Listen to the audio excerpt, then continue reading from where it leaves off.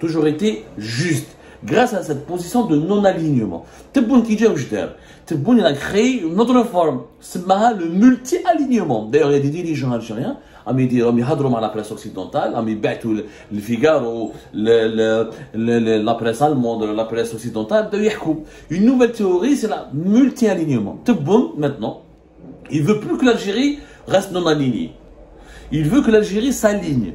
Il veut que l'Algérie fasse partie d'un camp. Pourquoi? Parce que Tebboune Kidja, le Maroc est allié avec Israël, il y a un nouvel ordre mondial qui se dessine dans la région. La majorité des pays arabes sont en train de normaliser leurs relations avec Israël. L'Occident, selon les dirigeants algériens, ont la pensée, et c'est ça, c'est très dangereux cette pensée, que l'Occident est en train de décliner. Parce que le déclin de l'Occident, la fin de l'Occident, on en parle depuis 20 ans. Et l'Occident, il reste toujours là. La première puissance militaire, c'est les États-Unis. La première puissance technologique, les États-Unis. La majorité des technologies que nous consommons, elles sont occidentales. L'économie mondiale reste quand même dominée par le G7. Il y a le poids des pays de l'Inde, de la Chine, mais en Occident, il est encore là. La mort de l'Occident indien, c'est une théorie très hâtive. Oui, j'ai dit, ok, il y a un nouvel ordre mondial. Moi, je ne veux pas faire partie des pays qui vont normaliser avec Israël. Je ne veux pas faire partie des pays qui sont alliés d'un Occident qui veut mourir. Donc l'Algérie, qu'est-ce qu'elle cherche? Elle cherche une place, non seulement pour des raisons politiques et pour des raisons idéologiques. L'Algérie de Tebboune cherche une place auprès des puissances autoritaires, les Homa, notamment la Chine et la Russie. Pourquoi? Parce que le régime algérien actuel, il veut fermer définitivement la parenthèse des libertés publiques. Le nouveau régime algérien a décidé de l'enterrer. Il n'y aura plus de liberté de la presse en Algérie. C'est plus il n'y aura plus. Il n'y aura plus d'opposition critique. Il n'y aura plus la possibilité de sortir dans la rue, de demander ses comptes. Il n'y aura plus cette tolérance. Bouteflika, comment il a duré au pouvoir? Bouteflika, il a duré au pouvoir avec un système on appelle le dispositisme éclairé. C'est-à-dire, je ne suis pas un dictateur, qui m'a Kadhafi, qui m'a Moubarak, c'est pour ça que Bouteflika, il a survécu au printemps arabe, parce qu'il n'était pas un dictateur comme les autres dictateurs. Il n'a pas tiré sur la foule, comme l'a fait Bachar Assad. Oui, les événements de la Kabylie, je sais, mais c'est qu'en Kabylie. Bachar Assad, Kadhafi, Moubarak, c'est des répressions de plusieurs milliers de morts. Ben Ali, c'est une répression totale. C'est une dictature totale. Il y a eu le problème de la Kabylie à l'époque de Bouteflika, que Bouteflika d'ailleurs, on en parlera beaucoup, parce que il y a des dessous cet événement. Pourquoi il y a que la Kabylie qui s'est révoltée à l'époque de Bouteflika? En tout cas, en bas de problème kabyle, Bouteflika a essayé de le régler autrement. Il a reconnu la langue amazigh. Il a essayé de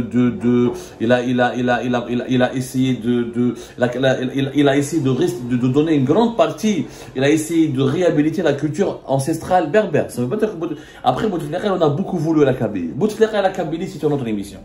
Bouteflika avait une tactique. Je suis dictateur mais éclairé. J'accorde une marge de manœuvre. Les caricaturistes, il y avait les dilemmes, les caricaturistes, les chaînes de télévision privées, la satire. Par rapport à la Tunisie de Ben Ali, à l'Égypte de Moubarak, ou au Maroc de Hassan II, ou aux monarchies du Golfe, l'Algérie était un paradis démocratique. Par rapport à ces pays-là, avec ses imperfections, avec ses dérives, il y avait bien sûr l'affaire Ben Chikou, il y avait la Kabylie en 2001, il y avait Mohamed Tamed, mais sur 20 ans, Bouteflika n'a pas été le dictateur meurtrier, absolutiste, qui a tout écrasé, qui ne tolérait aucune critique. Pas du tout. Il est resté longtemps au pouvoir grâce à cette finesse. Je suis un dictateur, mais un dictateur doux, ce qu'on appelle un despote éclairé. Je ne réprime pas beaucoup, je ne tue pas les foules, je ne remplis pas à chaque fois les prisons, je laisse l'opposition parler, je laisse la presse parler, je leur accorde une marge de manœuvre et je respecte un certain seuil de liberté publique et individuelle.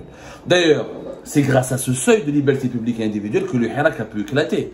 Si l'Algérie était une dictature atroce, où on pouvait réprimer dans le sang toute manifestation, le Hirak de 2019 n'aurait pas pu se produire, on aurait eu comme la Syrie, on aurait eu une révolte pacifique qui aurait abouti ensuite à une lutte armée qui même la décennie noire. Avant Bouteflika, le régime avait réprimé, avait écrasé, il ne voulait pas que les islamistes manifestent, etc.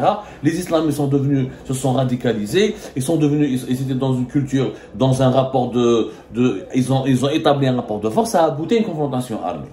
Mais le Hirak a pu se produire parce que le système bouteflikien était un système qui voulait à tout prix éviter la répression dans le sang. Parce qu'il voulait à tout prix faire apparaître, donner une image auprès de la communauté internationale que c'est un pays paisible, c'est un pays qui n'est pas une dictature militaire ni une dictature atroce. Et ça, c'est Bouteflika qui a compris plus s'il veut durer dans le pouvoir, dans le plus longtemps au pouvoir, il doit être un despote éclairé, un dictateur gentil. Le système, la nouvelle Algérie n'en veut plus. Parce que pour les tenants de l'armée, pour certains tenants des services de sécurité, pour Abdelmajid Tebboune lui-même en personne, Abdelmajid Tebboune lui-même est un autoritaire. Lui-même, son modèle, c'est Erdogan. On n'insulte pas le président, on ne critique pas le président, on confond liberté d'expression avec l'injure, pas de presse indépendante, pas de caricature, pas de télévision libre, pas de cinéma libre, pas de sketch libre. Pourquoi? Parce qu'Abdelmajid Tebboune, Saïd Chengriha et les dirigeants actuels d'aujourd'hui, ils croient à l'idéologie autoritaire. Ils pensent que le bonheur de l'Algérie ne peut venir que d'une idéologie autoritaire. Il s'identifie à la Chine et à la Russie. La Chine, la Russie, la Turquie d'Erdogan, plus un pays est autoritaire, plus le système qui domine un pays est autoritaire, plus il est possible de se développer, plus il est possible d'avoir de la sécurité. Voilà la pensée de Tebboune. Donc c'est pour ça, et des autres dirigeants algériens, y compris de Chengriha. Et c'est pour ça qu'aujourd'hui l'Algérie ne veut plus être dans le camp de l'Occident. Elle veut rejoindre les BRICS. C'est pas l'Inde et le Brésil qui sont des démocraties quand même, des démocraties plus avancées, des démocraties plus tolérantes que la Chine par rapport à la Chine et la Russie. Ce qui est intéressant pour Tebboune et les dirigeants algériens dans les BRICS, c'est la Russie et la Chine.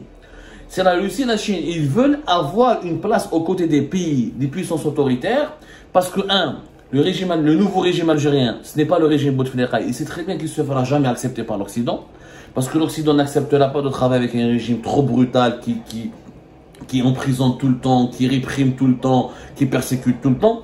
Et l'Occident adore s'ingérer dans les affaires politiques de ces pays-là, parce qu'un régime autoritaire va créer des crises politiques, et l'Algérie très proche géographiquement de l'Occident. Donc, les Occidentaux, les crises migratoires, la problématique de l'insécurité régionale, et les mouvements démocratiques, etc., qui sont en Europe, ne vont jamais accepter ou épargner le régime algérien. Donc le régime algérien s'intéresse à la Russie et à la Chine. La Chine qui se méfie du régime algérien.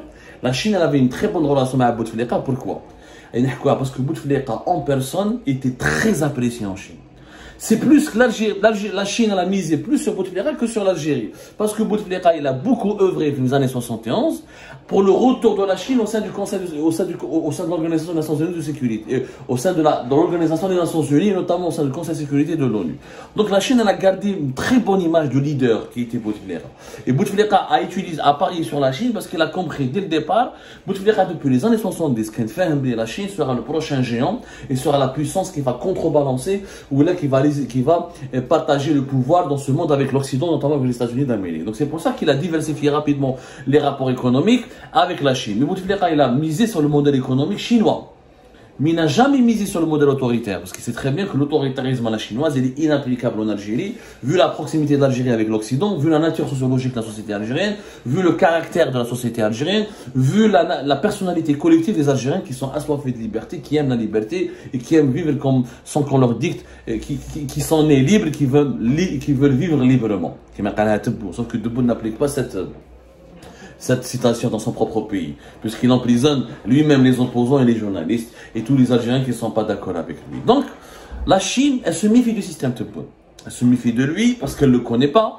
De deux, Tebboune affiche une préférence pour la Turquie et d'autres pays, et pour la Russie plus que pour la Chine. L'Algérie pour elle est instable.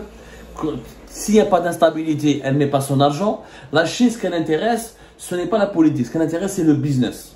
Or, le régime algérien ne s'intéresse pas au business. Le régime algérien s'intéresse à la politique. Il veut une protection politique. Il veut que les puissances autoritaires lui remplacent l'Occident. Il lui assure une certaine protection, des fournitures d'armes, une alliance militaire, une alliance politique pour permettre au régime algérien de résister à une potentielle agression occidentale, ou là une potentielle agression marocaine soutenue par Israël et l'Occident, ou là des crises politiques régionales enclenchées par des problèmes d'insécurité, ou là notamment côté sécuritaire. Le régime algérien pense au côté sécuritaire. Il pense que sa sécurité, elle est du côté de la Chine et de la Russie. La Russie, oui, l'idéologie sécuritaire est son principe de base dans ses relations internationales, parce que ce n'est pas une grande puissance économique, mais la Chine est une grande puissance économique, elle ne s'intéresse qu'à l'économie. Que le régime algérien reste ou là il change, elle s'en fout la Chine. La Chine, parce qu'elle est belle appelée, c'est une grande puissance, c'est parmi les 4 ou 5 grands investisseurs dans le monde. Donc, la Chine ne s'intéresse pas à protéger le régime algérien militairement.